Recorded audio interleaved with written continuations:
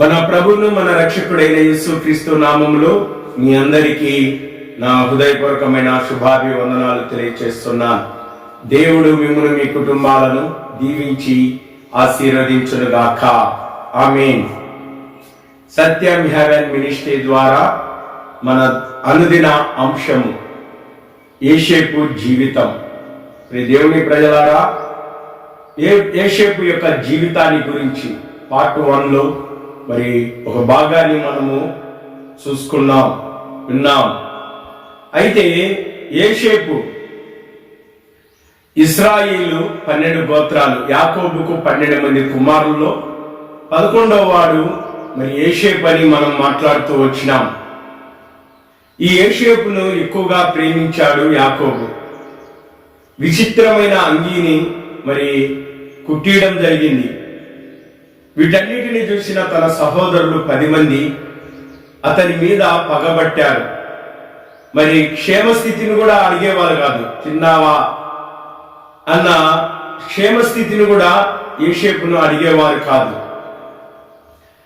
అయితే యోసేపు వాళ్ళ సహోదరులతో పాటి మందను మేపుచున్నాడు, గొర్రెల మందను మేపుచున్నాడు. అయితే ఒక దినమున యోసేపు కల వచ్చింది. ఏంది ఆ కళ అంటే, ఆ కళలో వీరు పనలను కట్టుతున్నారు. అయితే ఆ పనలలో ఒక పన, యోసేపు పన నిలబడి ఉంది. అయితే మిగతా 11 పనలు ఏమైనాయంటే, యోసేపు యొక్క పనకు, నిలబడిన పనకు అవన్నీ సాగిలపడినాయి. అలాంటి కళ వచ్చింది. మరి ఆ కళను మరి వాళ్ళ సహోదరులకు చెప్పాడు. అన్నా, నాకు ఇలాంటి కళ వచ్చిందన్నా, మరి నా పన పొలంలో నిలబడింది, మీ పనులన్నీ సాగిలపడినాయి అని చెప్తానే వాళ్ళు మిక్కిలి మరి కోపపడినారు. ఎవరి మీద? యోసేపు మీద. పగ పెంచుకున్నారు, ఇంకా మరి ఎక్కువ పెంచుకున్నారు. నువ్వు మాకు అధికారి అవుతావా? నువ్వు మమ్మల్ని వెళ్తావా? మేము నీకు సాష్టాంగ నమస్కారం చేస్తామా అని వాళ్ళు మరింత పగ పెంచుకున్నారు. ఆల్రెడీ తండ్రి ఎక్కువ ప్రేమిస్తున్నాడని తెలిసి విచిత్రమైన అంగీని గుర్తించాడని పగ పెంచుకునే వీళ్ళు ఈ కళని చెప్తారు, మరింత పగని పెంచుకున్నారు. దేవుని ప్రజలు, మరలా ఒక కళ వచ్చింది యోసేపుకు. ఈ కళలో సూర్యుడు చంద్రుడు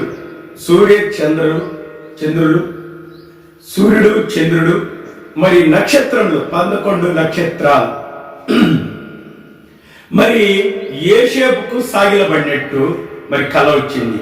ఈ కళను తన తండ్రికి మరి సహోదరులకు చెబుతూ ఉన్నప్పుడు తన తండ్రి గద్దించినాడు. నీకు సాగిలపడతానా? నీ తల్లి మేము సాగిలపడతామా? నీ సహోదరులు సాగిలపడతారా అని మరి యాకోబు యోసేపును గద్దిస్తాడు. ప్రియ దేవుని ప్రజలారా, అయితే తన సహోదరులు ఏం చేస్తారంటే అసూయపడతారు. మరి వీడు మమ్మల్ని ఏలవండి, వీడు చిన్నోడు, ఈ చిన్నోడు మమ్మల్ని వెళ్తాడా? తండ్రిని కూడా వెళ్తాడా? తల్లిని కూడా వెళ్తాడా అని వారు పగను పెంచుకున్నారు. మరింత పగను పెంచుకొని మరి క్షేమస్థితి అడగకుండా మరి అసూయ పడినారు. దేవుని ప్రజలారా, అసూయ చాలా మరి చెడ్డది. అది ఎంత చెడ్డది అంటే, కయ్యేను హేబెలు యొక్క అర్పణను దేవుడు అంగీకరిస్తే కయ్యేను అసూయపడ్డాడు. అసూయ పడడం వల్ల తమ్ముని చంపాడు. ఎవరు? కయ్యేను. మరి యేసుక్రీస్తు అనేకమైన మంచి కార్యాలు చేస్తున్నాడు.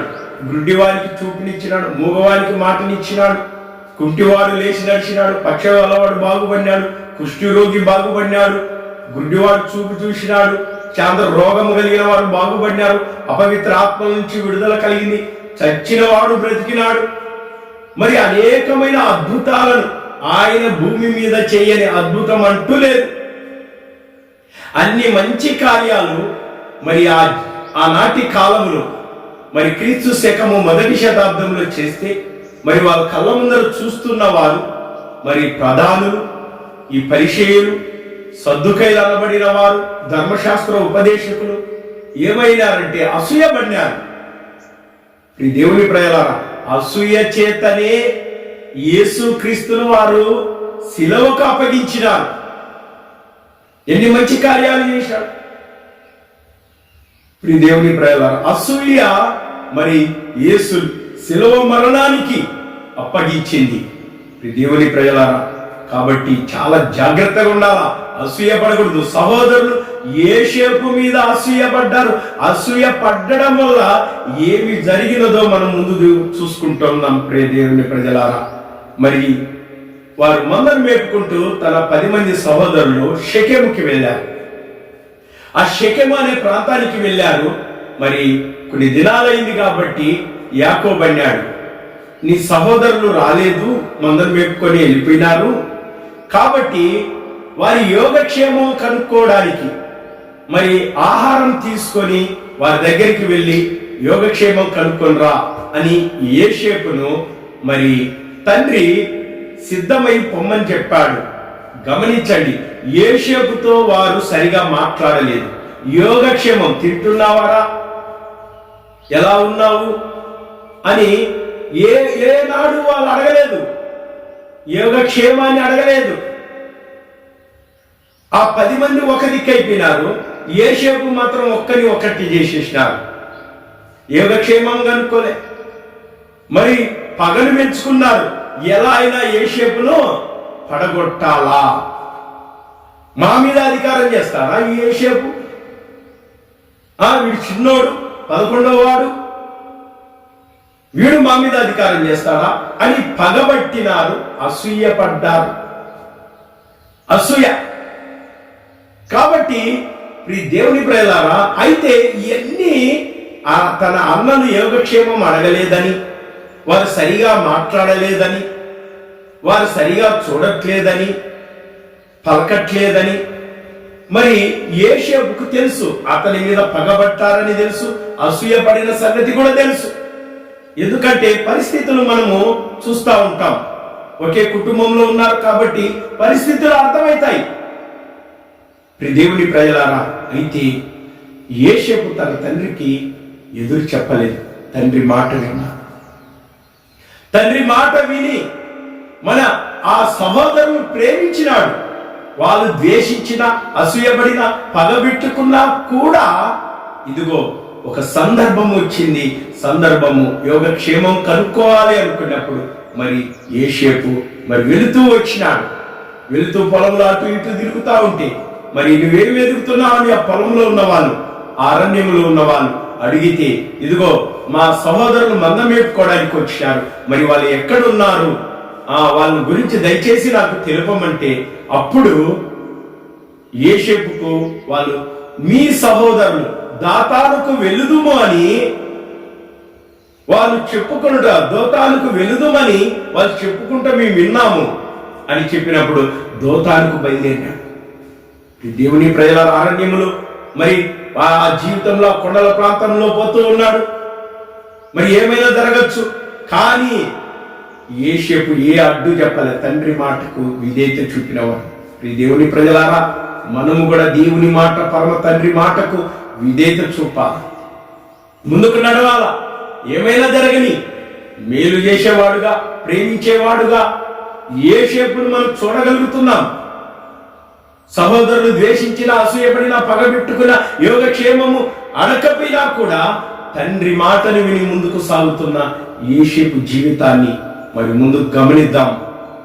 దేవుని ప్రజలారా, దేవుడి ఈ మాటలను దీవించి ఆశీర్వదించును గాక. ఆమేన్. అందరికీ వందనాలు. గమనించండి, సత్యం హెవెన్ మినిస్ట్రీ, సత్యం సర్దార్. మరి మీరు కొట్టినట్లయితే, మరి టైప్ చేసినట్లయితే యూట్యూబ్ ఛానల్ మరి సబ్స్క్రైబ్ చేసుకోండి. మరి ఆత్మీయమైన సందేశాలు మరి అనేకము విని మీరు ఆధ్యాత్మికంగా మేలు పొందాలని, మరి పరలోక ఫలాన్ని, భూఫలాన్ని మరి 100 రెట్లు దేవుడు మీకు అనుగ్రహించును గాక. ఆమేన్. అందరికీ వందనాలు. God bless you.